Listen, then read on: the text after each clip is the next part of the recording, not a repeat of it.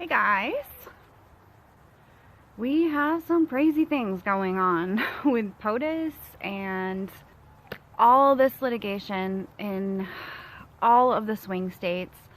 We've seen numerous public hearings. Yes, a public hearing is still a hearing. A public hearing is for the public. I don't know how many times I had to explain this to people on Twitter.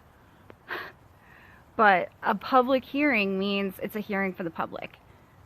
If we can't actually get like the courthouse or official building, we can still have a public hearing. It can be held anywhere because it's for the public. These things used to mean something.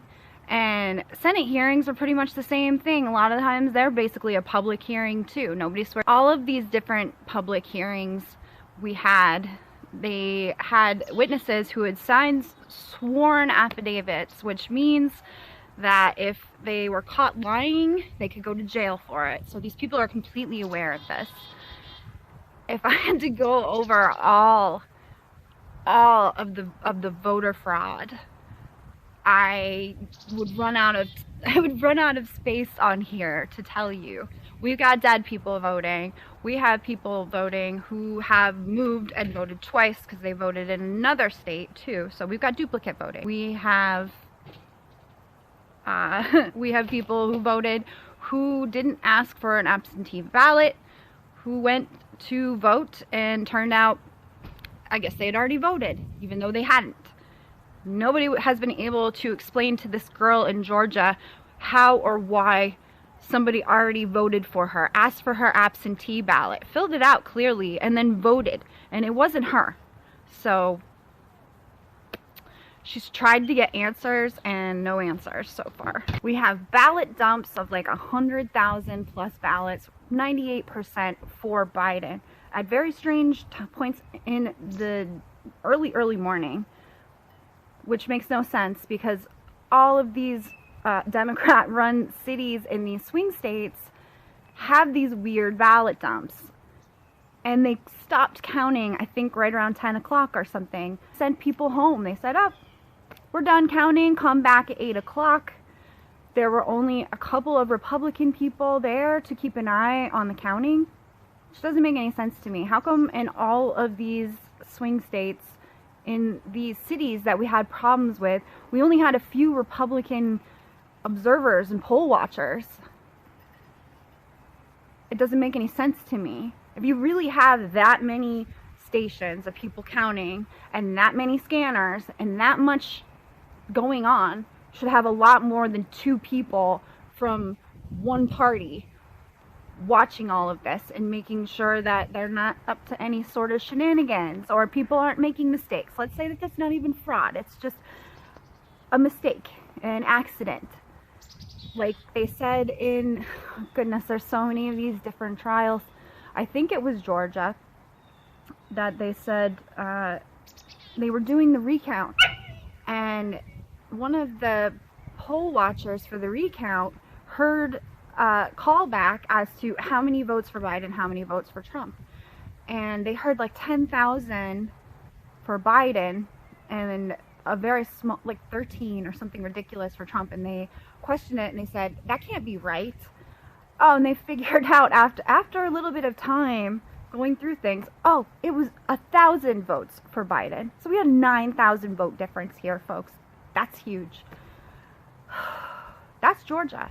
I'm not even talking about the fact that they pulled a bunch of ballots out from underneath the table after they sent people home. They sent people home at 10 o'clock, place had cleared out by 11. At 11 o'clock, girl with blonde braids who had put a table there at 8 a.m. The girl with the blonde braids who put the table there at 8 a.m. started pulling suitcases of ballots out from underneath the black table that she put there at 8 o'clock. This was not where they were getting their ballots. They weren't pulling ballots from out under the table. They only did that once they'd cleared out the room. And Georgia wants us to believe that everything is on the up and up. The Georgia Secretary of State, oh, it's too late. Everything's all certified. It better not be, because this is clear fraud. Clear. There's no question about it. Why would you kick everybody out, keep 4 people behind, pull out ballots from some sketchy table and then start scanning them. Unless you were ballot stuffing. Good old-fashioned ballot stuffing. We all know what that is. It's filling out empty ballots with BS information, probably got from a voter roll, voter registration. You can get those lists. You pay for it, you get a list of voters, and I'm sure they had those sitting right by. Just fill that up. Anybody that hadn't come in and already voted, I'm sure they have plenty of those. Again, I'm speculating. I'm not trying to speculate, especially when it comes to something as serious as this. But we know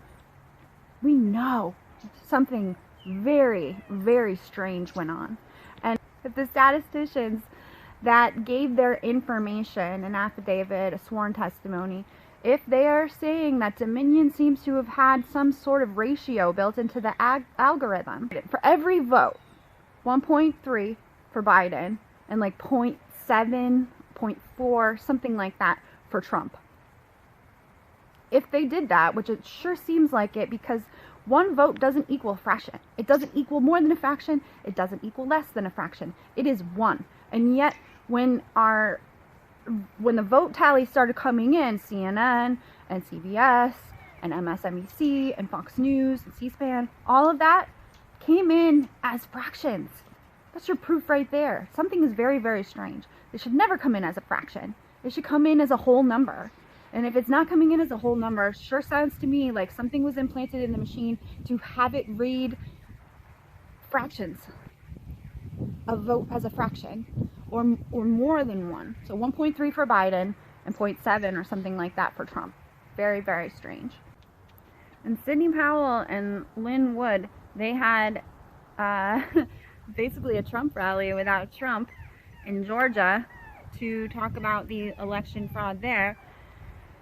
They had a lot of good stuff to say. People are really excited, but we cannot, people in Georgia, if you're watching this, we cannot boycott this election. You have to vote. You have to vote.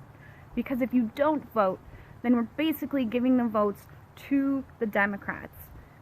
And we're also going to give the Senate to the Democrats. And we can't do that. If we get stuck with Biden, but we can at least win the Senate, he will be a lame duck president. He won't be able to implement any sort of crazy socialist, communist, China worshipping procedures, and he won't be able to undo all of the good things that Donald Trump has done for this country and honestly for this world. Look at the 3 historic peace deals that he made in the Middle East that nobody seems to want to talk about.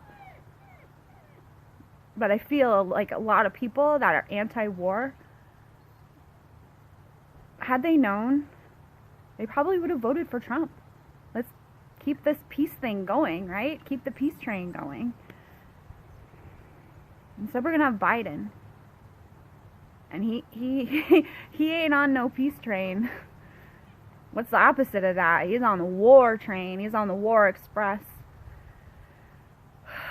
But we still have hope. It's interesting because I've had some conversations with people, and honestly, after I watched Donald Trump do his Arizona speech, the one that he said probably was the most important speech that he has ever made. I listened to it, about 45-minute speech, and it was good, and it laid everything out very, very well from every state and all of their different problems. I just feel like Trump is confident in a way that almost feels like he already knows. He's already got his ace up his sleeve. If Sidney Powell really is being honest with us and saying that a server was confiscated in Frankfurt, then Trump has all that he needs, because the Kraken is supposedly a Department of Defense surveillance tool. It was around when Obama was doing things in Afghanistan. So they use that to do surveillance on the enemy. It's a war tool. And if Trump was really watching these numbers and these votes go in, and the Dominion machines were connected to the internet like we believed that they were, Trump's got all the info. He already has it. What he's trying to do is go through the courts, so hopefully not like freak everybody out and be like, hey, foreign interference on this election was legit. Maybe he doesn't want to freak everybody out, just like he didn't want to freak everybody out with the coronavirus and cause a mass panic. So if he was to say, yes, I have proof that China and some other bad actors, like the people that want to do the Great Reset, those people were involved in rigging this election, it would be really difficult for people to deal with, you know, mentally. It would probably freak a lot of people out. So I think he's going through the courts. My dog is outside whining. I know, Bob. I know. Where's that baby? Where's that baby? There he is. Oh, that baby. You're fine, bud. So, does Donald Trump have an ace up his sleeve? I don't know. The equipment was available. If he didn't use it, then he's an idiot. He's far too trusting of the good in people, as opposed to trusting that bad people will do bad things, like steal an election. So I've had a conversation with a few people, and we think there's a good possibility that Trump's got the ace up his sleeve. He already has the Kraken. He already knows that he's going to keep this election and he's going to be our president again. And that's why he's so confident that that election fraud happened, because he already has the proof. And what he's trying to do is go through the courts and do it the right way. Do it through SCOTUS. Do it through state contesting the certification, the Republicans standing up and saying, we contest this. This is not okay with us to be certified. We want to appoint our own electors, or maybe we just wipe out those votes altogether, because we can't be sure what's real vote and what's not, unless we do a wall-to-wall audit of every single ballot, make sure that they are legit, and a signature match.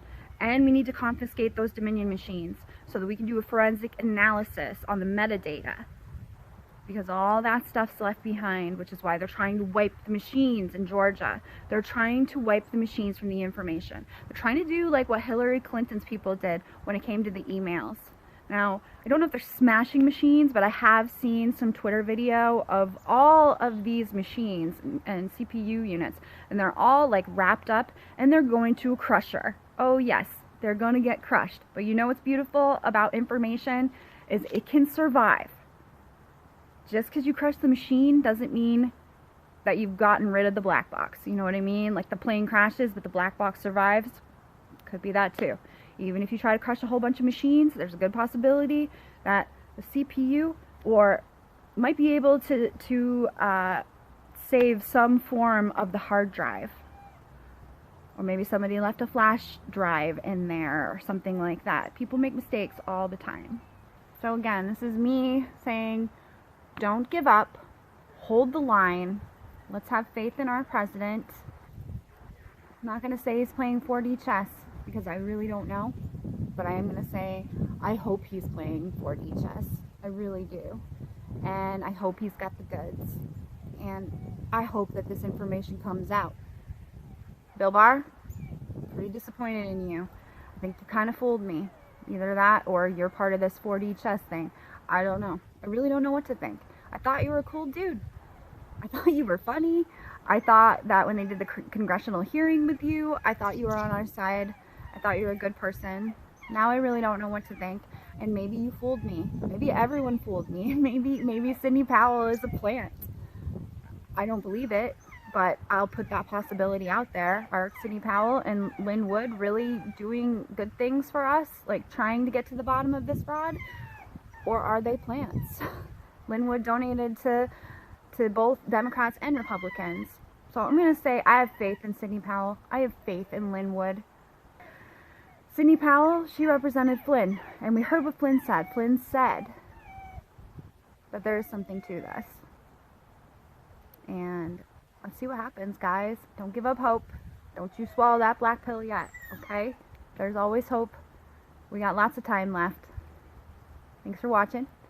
I'll see you next time. God bless America. Bye. If you like content like this, please watch me, like me, share me, or subscribe to me. I'll see you out there in YouTube land.